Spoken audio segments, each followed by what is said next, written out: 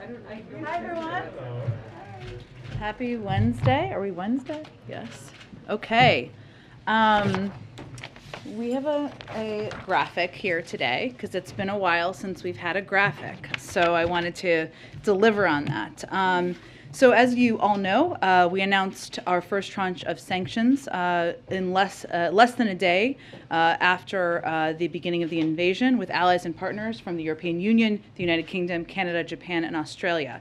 And what we wanted to provide to all of you today is an overview of what we're seeing as an impact on the Russian economy. Obviously, the bite of these sanctions has not taken place yet, so this is largely in anticipation. So let me just go through a couple of these points. Borrowing costs for the Russian government has spiked to almost 11%, highest since 2015. Foreign investors are fleeing Russia. The ruble is trading at its weakest level since November 2020, one of the weakest currencies in the world. In response to inflation risk, the Russian central bank has hiked rates 8 times in the past year to 9.5%.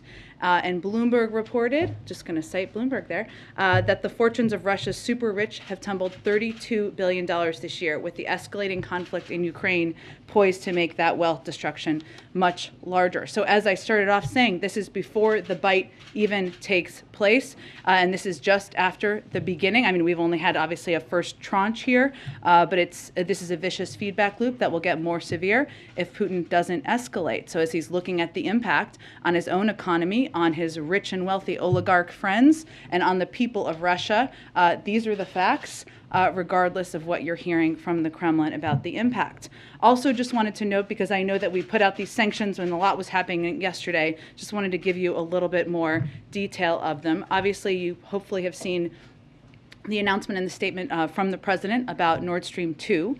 We can come back to that, but that is an additional step today. And also on banks, and the announcement we made yesterday, what we did was we used our most powerful sanctions tool to target 2 major state-owned Russian banks for the first time. That is the significance. These banks can no longer, what it means is they can no longer make any transactions with the United States or Europe, and their assets in the financial system will be frozen. They are the glorified piggy banks, some of the glorified piggy banks for the Kremlin, including one of them, which is a key financial institution where support military finances has been held.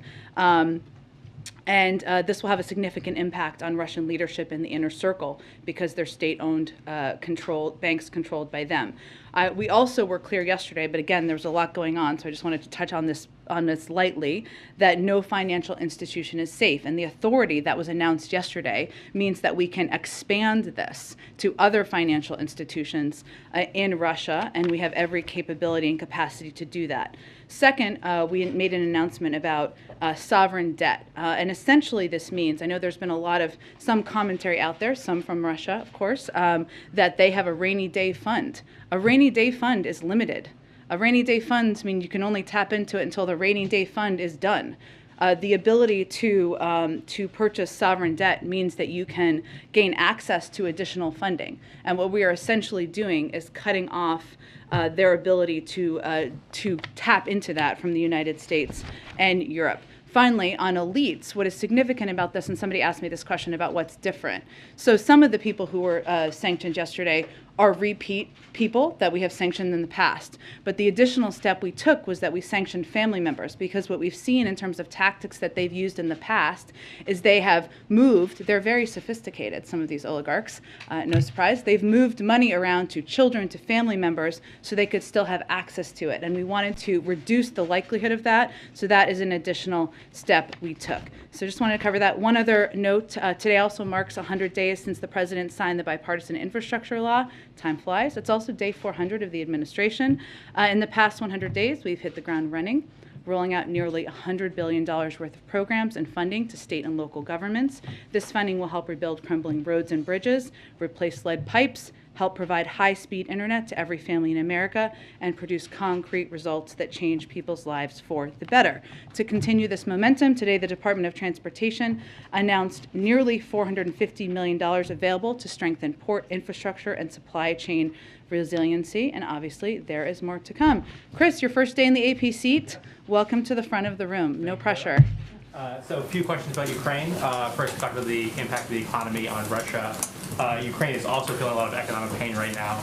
What more is the White House prepared to do to shore up their economy, provide them with financial assistance? Well, we have provided them an extensive amount of financial assistance, including recently announcing $1 billion in loan guarantees, and that is something we are open to building upon, and we are going to continue to assess what the impact is on the Ukrainian economy, what is needed on the ground. That applies to both access to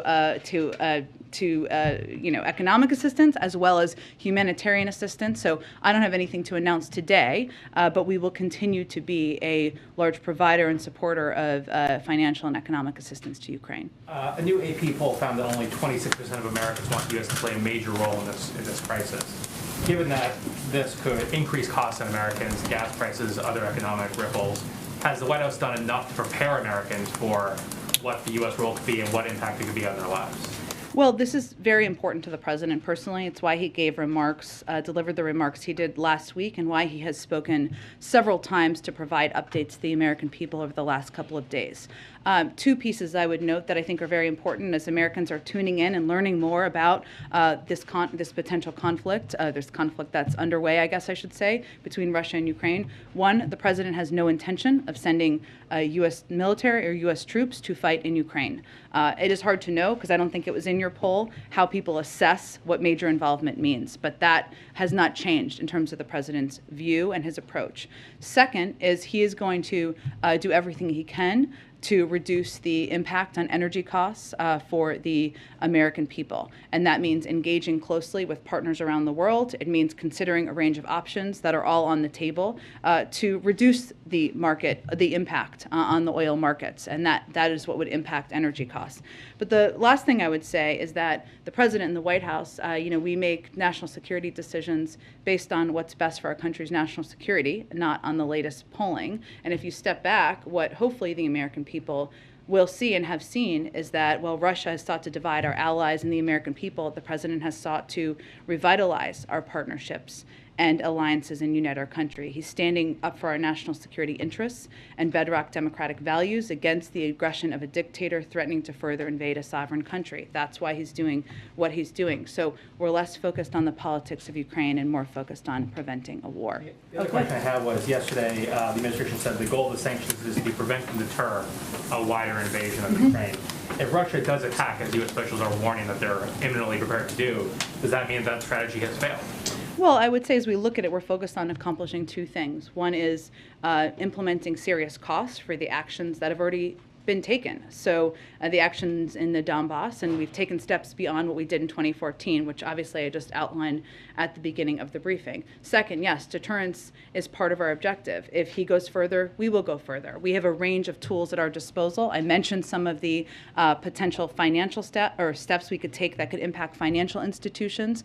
That is very significant and could have a very significant impact. But we have far more options beyond that, including export controls. And what export control steps would mean, Russia, as President Putin looks to the future of Russia, there is a lot of access to different industries, technologies that he needs and would rely on in order for the economy to grow and flourish in the future, whether it's AI, whether it's other technological sectors, biotech, semiconductors, a term we've used a lot in here, and what this would do would essentially cut off access to that. That would also be a significant step. So point is, we have more steps we can take, and we're going to continue to apply those if he escalates.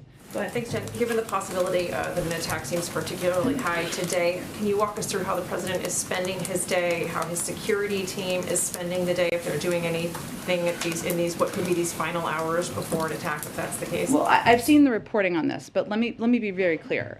We have been saying for days that Russian military forces are in an attack position. That has not changed. They are capable of operationalizing at any point in time. We are in constant contact with the Ukrainians about their positioning, about their capacity and capabilities. We're not predicting a day, a moment, or an hour. That has been our assessment and what we've been communicating with the Ukrainians for some time now. Let me tell you, though, something else that we're also seeing or assessing right now.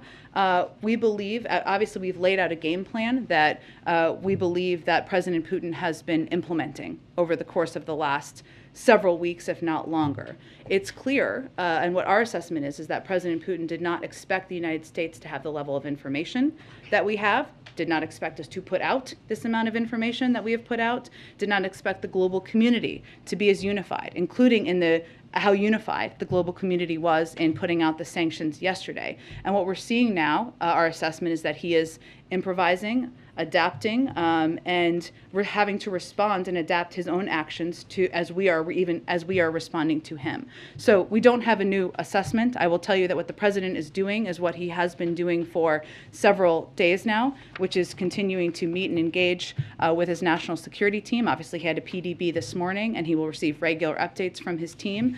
He will continue to engage closely with partners and allies, something that he has been doing for several days now. But that is a continuation of what our engagement has been. Given that we could be looking at an imminent attack, is there anything this White House, this president, believes he can do to stop it?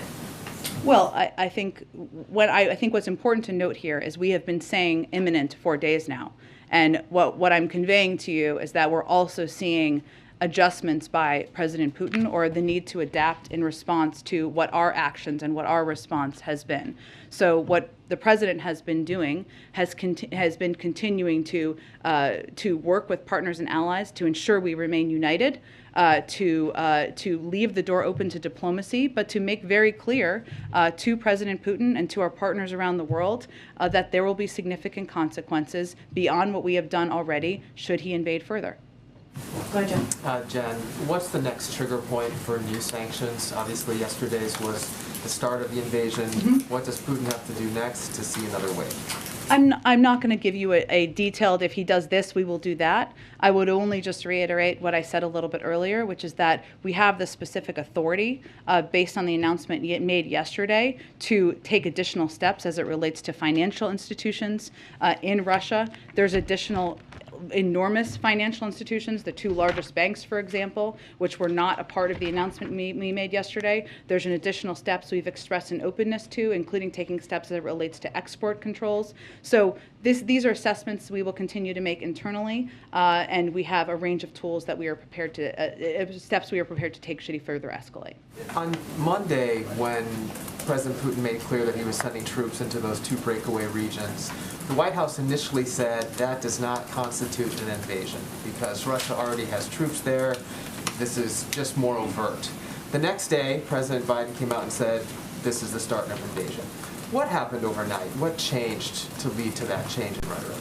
Well, I talked about this a little bit yesterday, but what we looked at and what we assessed were a range of steps. I'm not obviously going to get into military assessments or movements today, just like I didn't yesterday, but we looked at a couple of steps, including President Putin taking steps as it relates to the Duma to ask for authority to take additional military action beyond that region.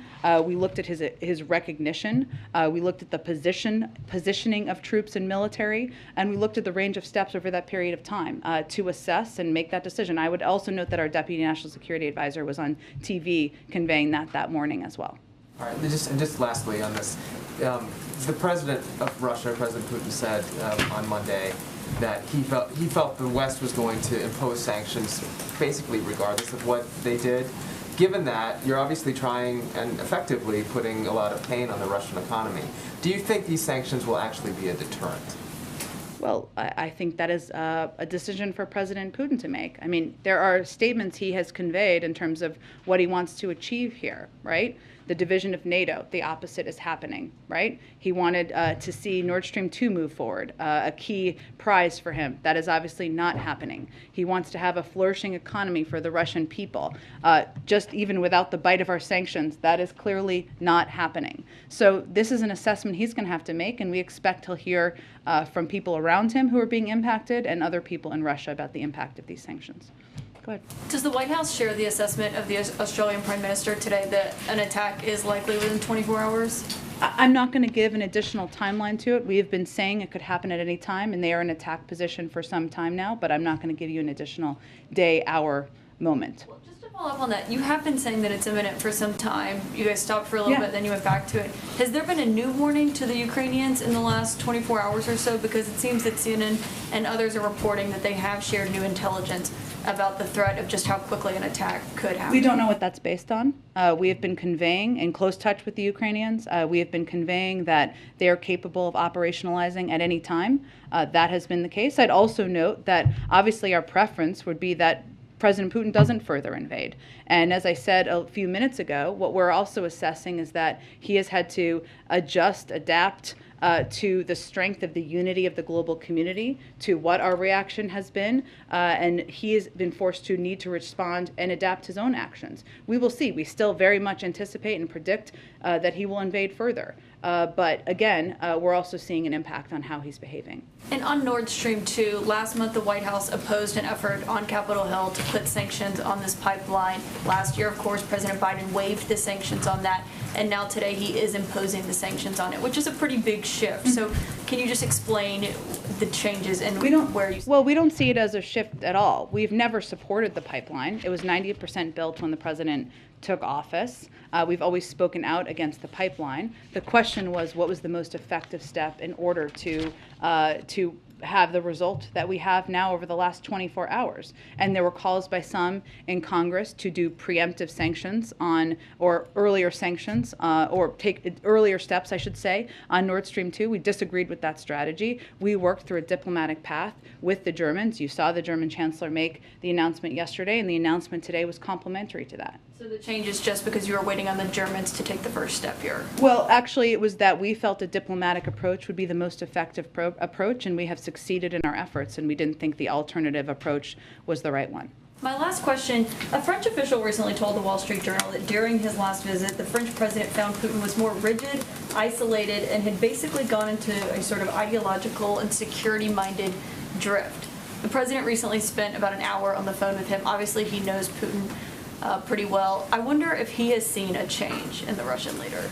I don't have any personal observations by President Biden about President Putin to read out, but I think we all watched, including the president, the speech or read it from the other night and saw a leader who was outlining a case for war to his public, one that was based on revisionist history, and whether that's based on isolation or not, we'll leave that to others to assess.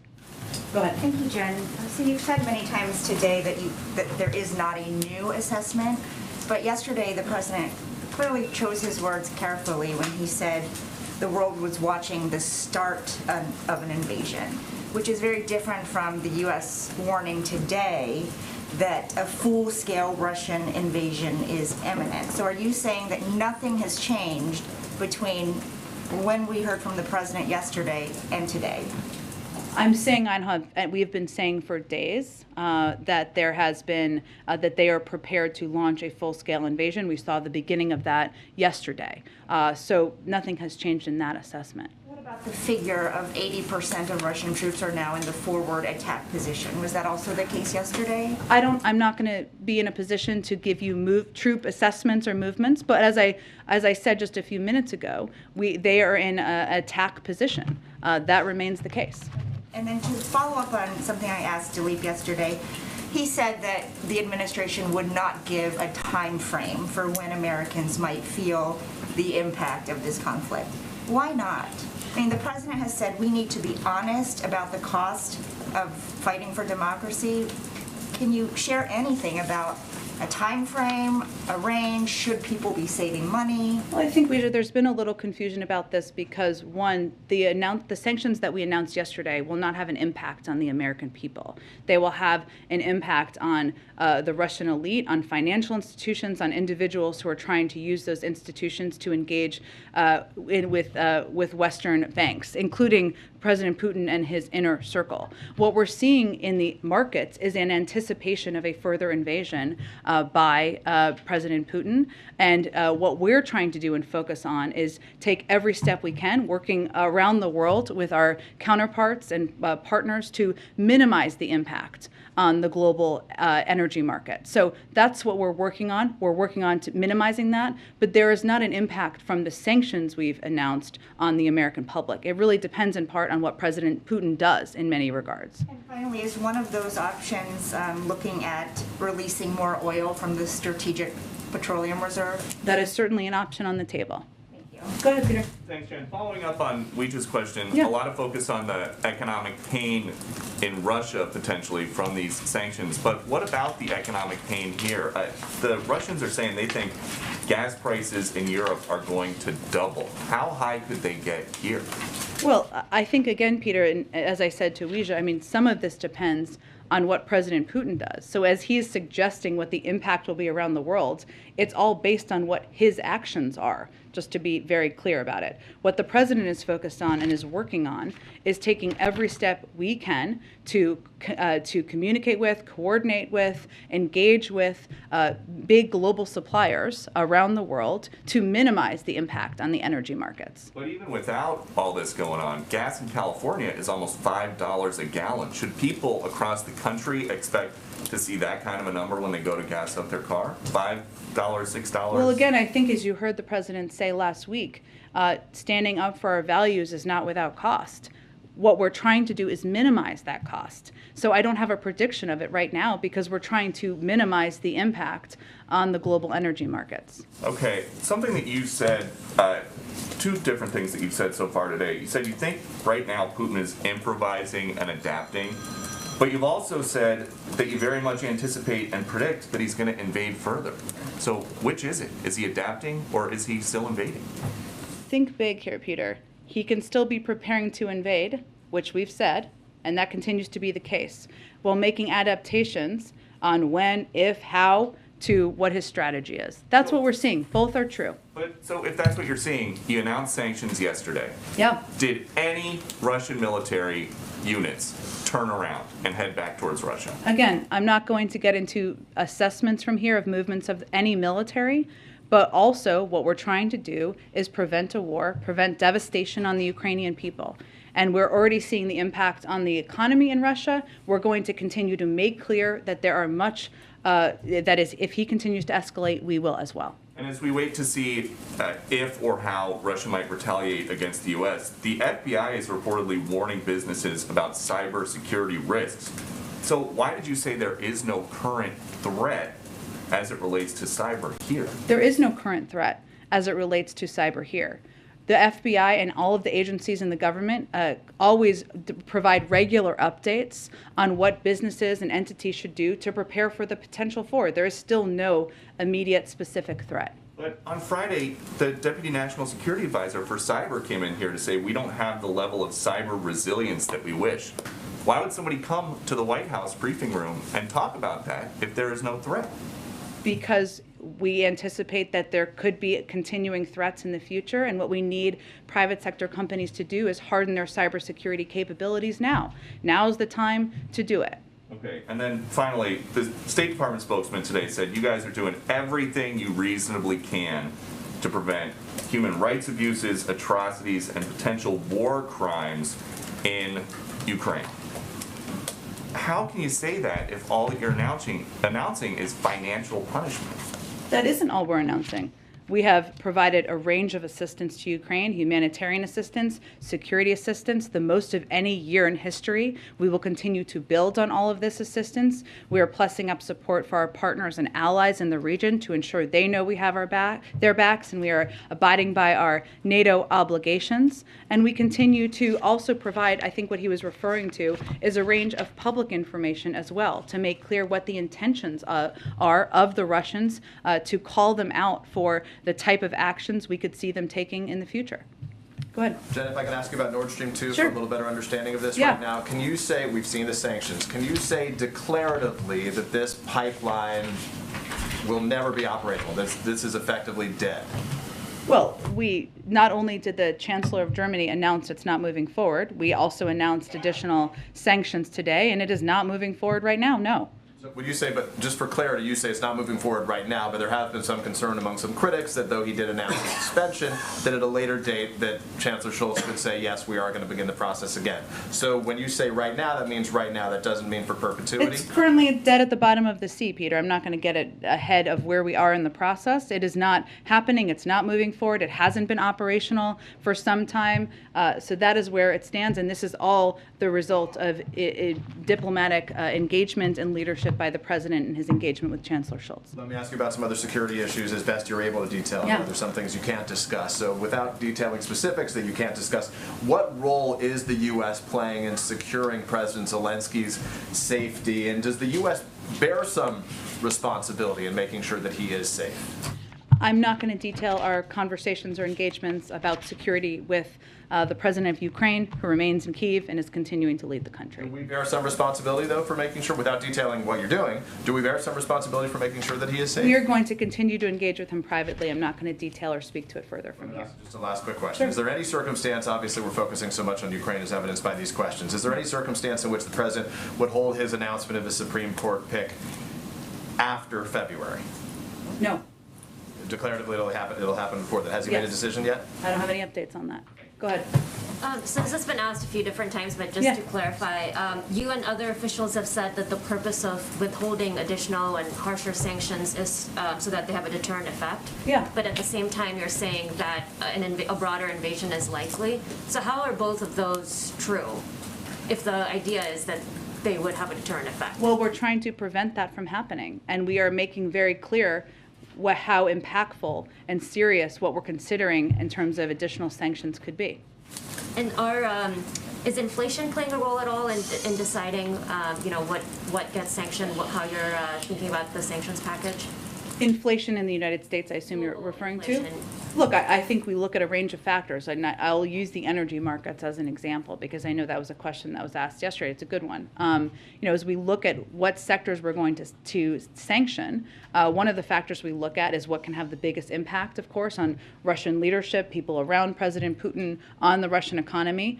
What we're trying to minimize is what impact there's going to be on the United States and global markets in a lot of ways. And if you look at energy, energy sector as an example, sanctioning them further could also mean that President Putin and people around him get richer. So we look at a range of factors, and certainly the impact on the global economy is a factor as we consider options. Go ahead. If Russia does launch a full-scale invasion of Ukraine, should we expect to hear from the president as we have in the last few days? I would expect you would, yes. He would address the nation in some televised fashion. I would expect you would hear from the president as you have. And then can you explain a little bit more for people who are trying to follow this continuing situation with Russia and Ukraine, why would the U.S. not directly sanction Putin at this time?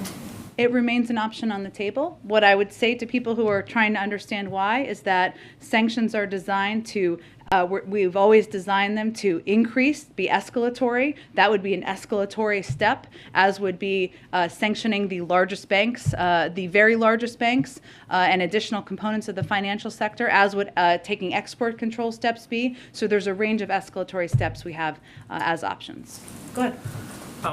You mentioned the sanctions on oligarchs at the top, and the president was a little unclear in his wording yesterday. He said that sanctions on Russian elites wouldn't start until today. That was crossed out in the transcript to yesterday.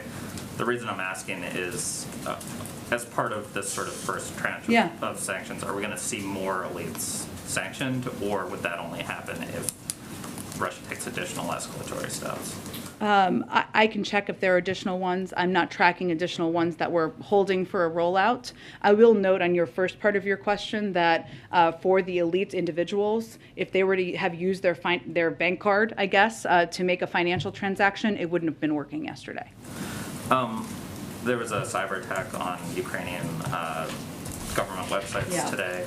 I know the NSC has already said that it was sort of similar to the one that we saw on Ukrainian banks earlier and would be in keeping with what you expect from Russia, but I'm wondering if at this point you've made a definitive determination that Russia was responsible, and if so, if you have any sort of retaliation or response to. Yeah, we have not attributed today's activity yet. That would be very fast, even fast for us, as fast as last week was.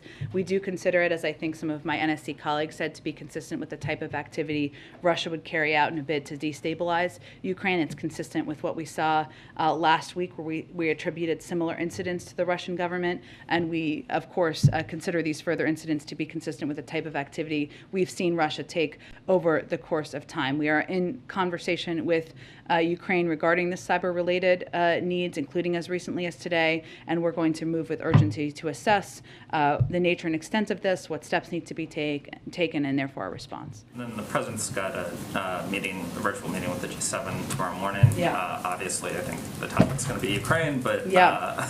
I was wondering if you could put any meat on the bone in terms of what the president's trying to, what his objective is in that meeting and what he's looking to accomplish. Well, one of the steps the president has been focused on is ensuring that we are coordinated with key allies and partners around the world, and certainly the G7 is an important entity to remain very closely engaged with.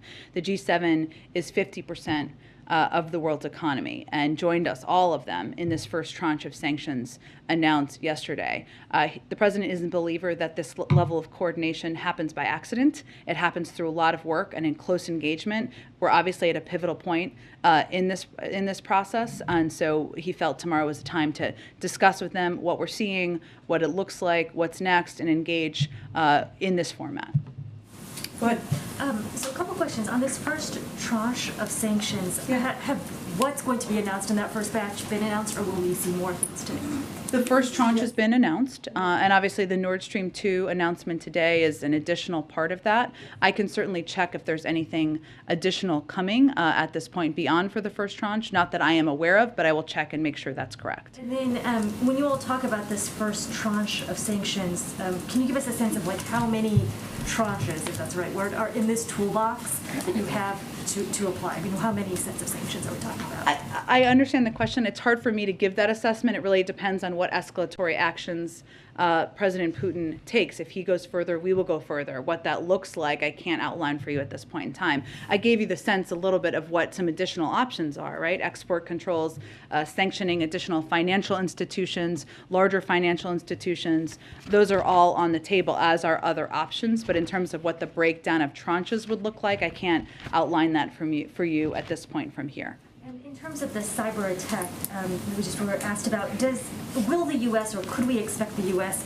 to have some sort of retaliatory behavior towards Russia in response to this? We always reserve that option, and obviously we haven't made an attribution for this recent DDoS attack. As we go through the process of doing that, we'll certainly consider what actions could be taken as well. One final question, actually on the JCPOA. Sure. There have been reports that the U.S., Iran is closing in on some sort of deal. Would you all confirm that that is an accurate assessment, that you are inching towards a potential deal this week? Well, what we're seeing is there is significant progress being made, and we are close to a possible deal. But there are a number of very difficult issues that remain unresolved, and there's very little time remaining to reach a deal given the pace of Iran's nuclear advances. Also, I would note that typically the most difficult components, the last mile, is where there is the most difficult conversations and negotiations. So yes, significant progress, and we are close, but there's a lot that still needs to be worked out. It is true that Iran, we believe if Iran shows seriousness, we can and should reach an understanding on mutual return to full implementation of the JCPOA potentially within days, but there is still more work that needs to be done. So you all are optimistic, or I mean, that's mixed. We are encouraged by the significant progress, but having been through a few of these, I would note that often the most difficult negotiations happen in the last portion. Go ahead. Go ahead, Dylan. Thanks, Jen. So following up on the Nord Stream, I'm wondering if anything happened.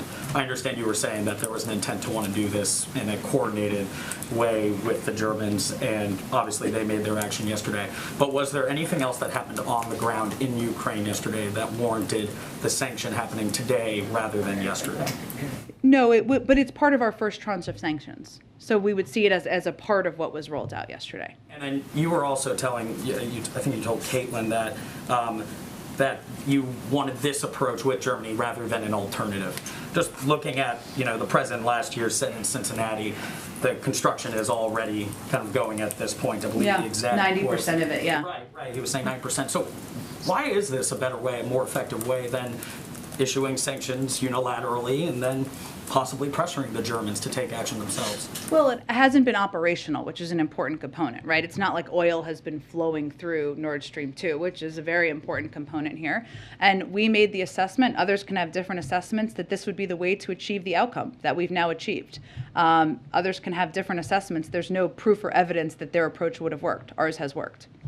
More so the question was, why would not issuing sanctions last year, earlier, why wouldn't have that been effective? Because we felt working in coordination with our German counterparts through a diplomatic process would be the most effective way to approach it. And then pivot just two more.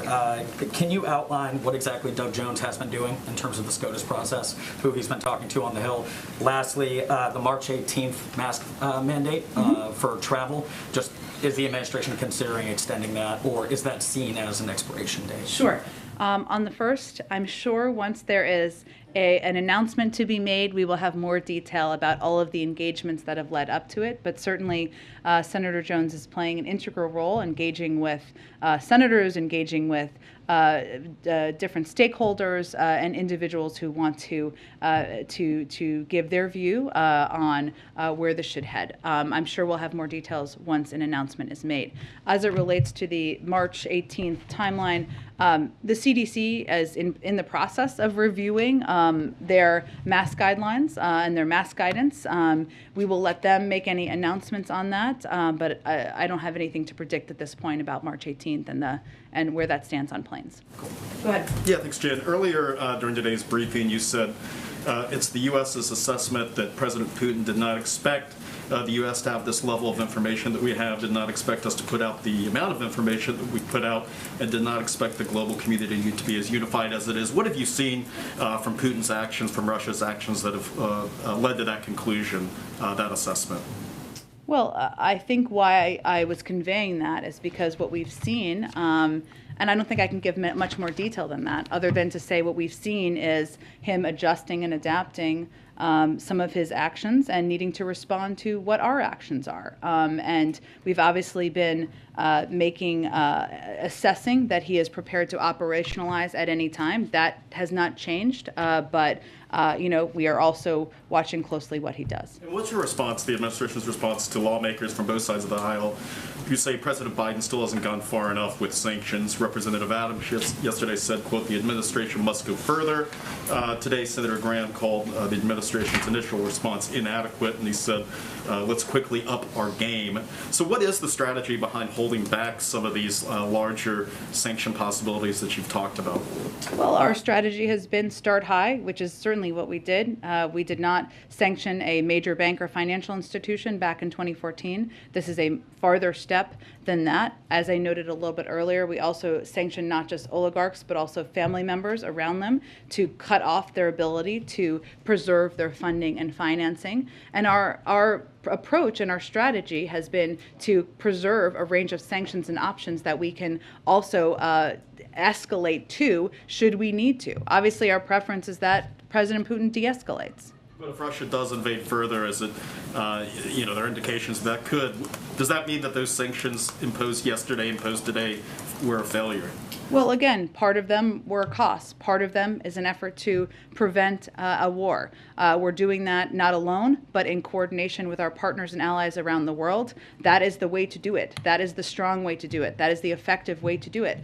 There may be others who have different points of view. They're welcome. It's a free country. They can have those points of view. But our approach has been to date to respond with strong sanctions, to start high and build from there, and that is what we will continue to do if he escalates. And lastly, on the Supreme Court nomination process, can you confirm that the interviews are now finished ahead of an announcement before the end of the month?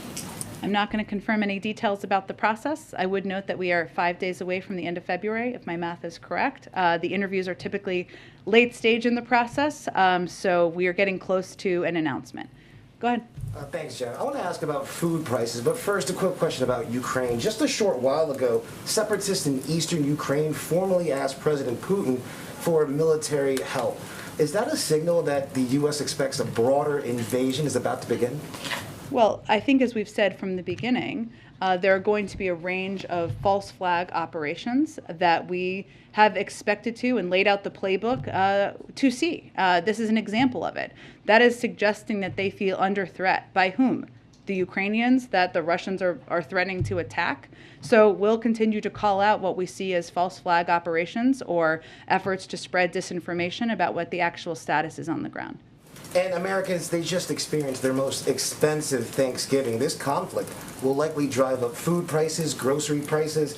What does the White House minimizing the impact of even higher grocery prices actually look like? I don't think we've ever minimized the higher impact of the cost of food. I would note, let me finish. Factually, I think the price of a turkey just a couple of months ago was about $1 more.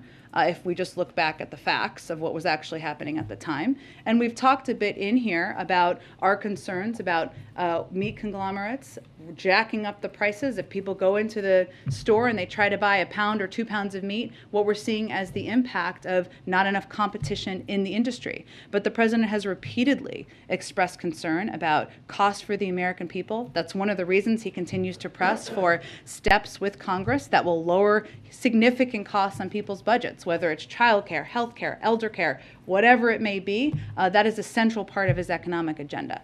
Go ahead. Thanks, Jen. You've said, and the president has said several times that, to Americans that the U.S. is not sending the military into Ukraine, not going to war with Russia. And I just wanted to ask, given that you're warning of a full-fledged invasion, potential attacks on Kyiv, how the administration is as confident as it is that that won't become necessary at some point, that there won't be any need down the road for military engagement with Russia? That is not a decision the president is going to make. Based on?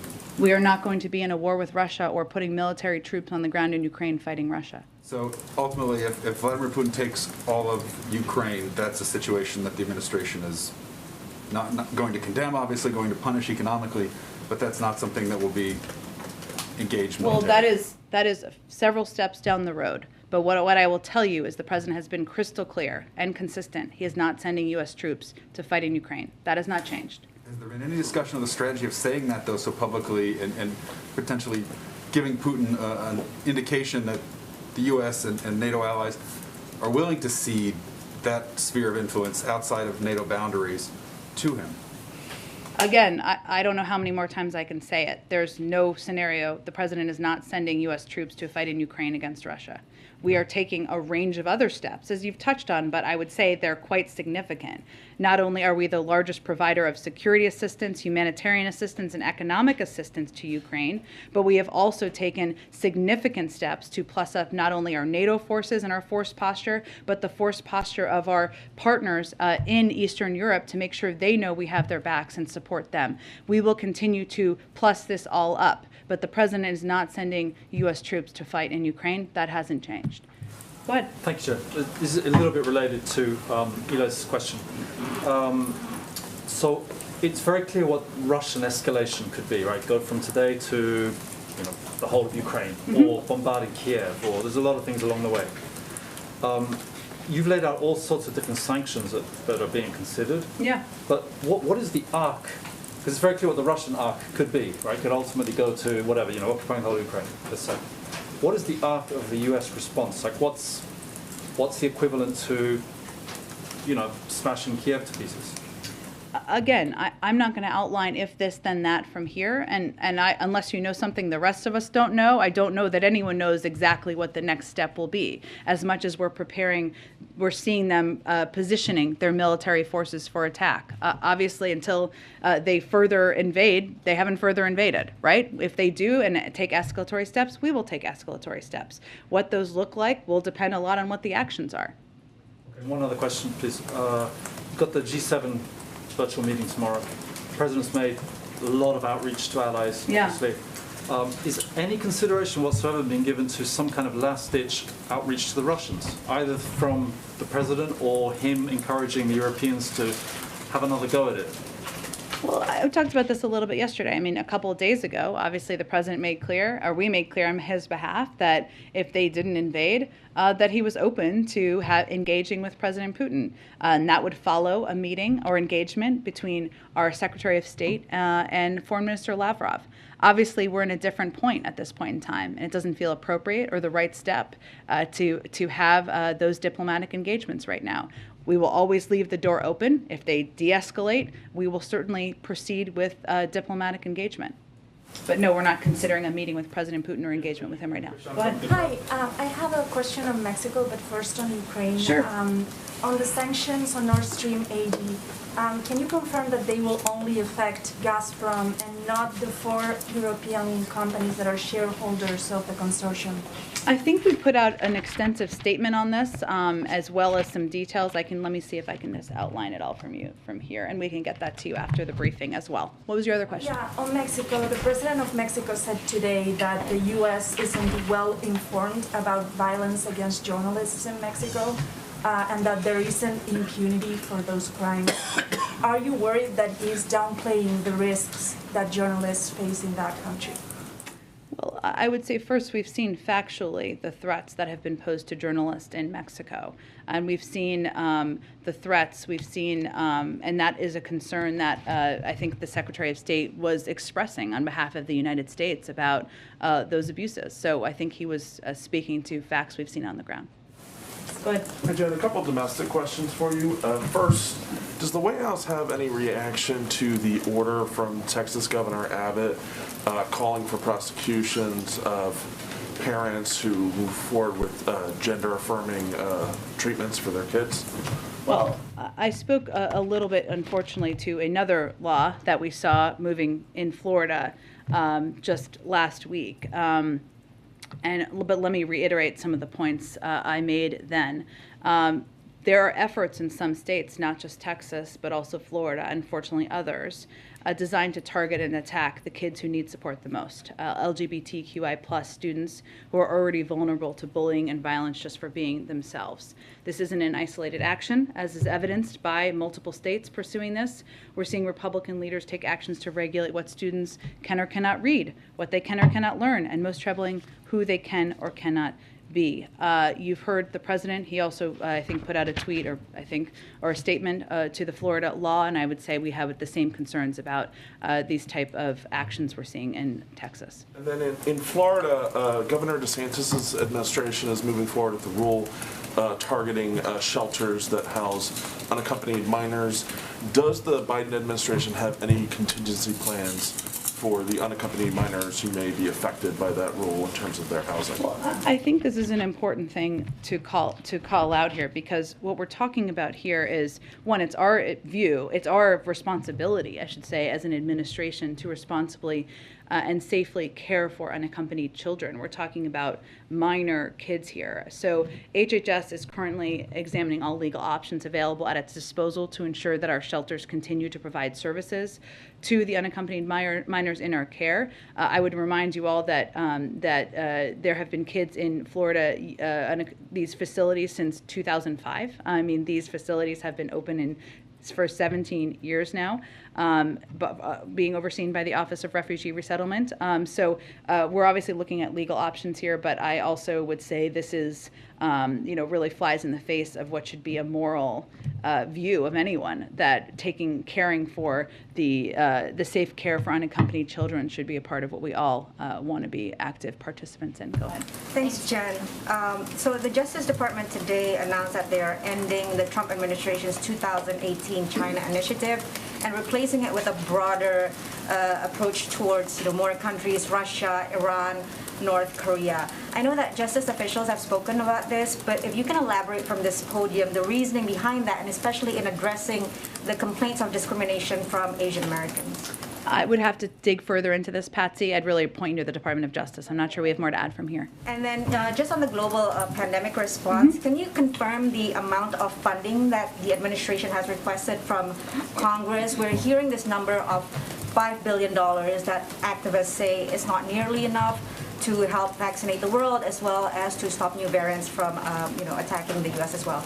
Well, I don't have any specific numbers. We're still in conversation with the Hill at this point about funding and funding needs, both domestically and internationally. We want to continue to be the provider of not just vaccines, but vaccine know-how and assistance to the global community. We don't believe that the pandemic sees borders, and we know that in order to continue to get it under control, we need to be the leader in the world on this effort. But numbers are still being discussed with the Hill, so I don't have any more specifics, unfortunately. Really quickly on Ukraine, are you at this point urging Americans to leave Russia? I know that I think 2 days ago the embassy in Moscow is issuing an advisory saying for Americans to have evacuation plans that do not rely on government assistance, but are you actually telling Americans in Russia to leave The Russia? State Department makes those assessments and recommendations, and they update them regularly, so I'd point you to them for any updates. Go ahead. Thank you, Jen. A few on Ukraine. First, the Kremlin has vowed counter-sanctions in response to the U.S.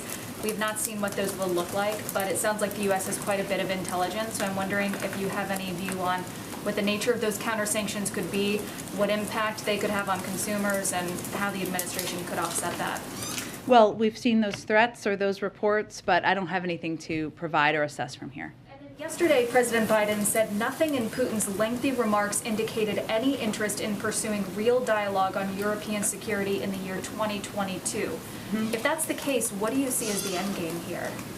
Well, again, our hope is that Putin will decide to de-escalate, that he will feel the threat of the sanctions, what the impact will be on the Russian economy, on the Russian people, on the people who surround him.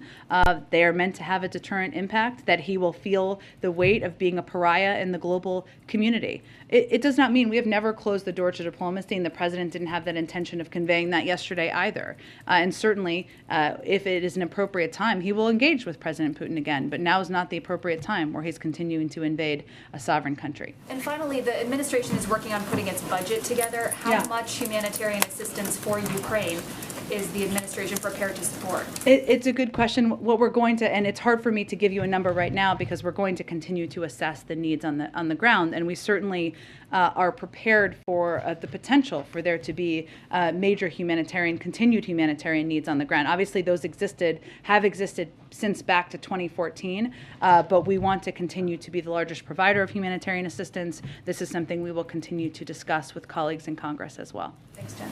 All right. Okay, thanks everyone. We'll do this again tomorrow. Supreme Court vote fast, Jen? Yes, ma'am. Going back to what Peter asked. Sure. This small window, and in the midst of this window, you have a lot going on with foreign policy. We do. Yes. It means you guys have a lot going on too. All of us. Yes, right. How about that? With that said, how is the president feeling in the midst of all this as it relates to this impending nomination, this historic nomination that he's getting ready to make? Tell me more about what you mean. How is he feeling? How's he feeling? I mean, he's got all of this going on with Ukraine and Russia, and then he's got this historic nomination of the first black woman to potentially sit on the U.S. Supreme Court. Yeah. It's history being made in the midst of looking at sanctions and other things that are happening overseas. How is he feeling about this piece over here? Yes, I mean, I think the president is looking forward to announcing a historic, eminently qualified black woman to serve on the Supreme Court. He feels there's tremendous honor in that. He takes the role that every president has in selecting and nominating someone to the Supreme Court very seriously. That's why he has been spending time not just studying bios, but also reviewing cases and engaging very closely with an internal team on this process. But he is very much looking forward to making this announcement and getting this individual confirmed. How many nominees has he met with thus far? I'm not going to get into further detail on that. I expect once he makes an announcement, we'll have more details to share. And lastly, the administration has been fervent, I can't even get the word out, saying that that you all will fight against anyone who tries to mar or ruin the reputation of any of these nominees. Yeah. What are you willing to do in this fight to keep their reputations that they walked into this process with? That's a good question, April. I think what we mean by that is there are a range of eminently qualified black women whose names have been out there as potential nominees. All of these women would make tremendous additions to the Supreme Court.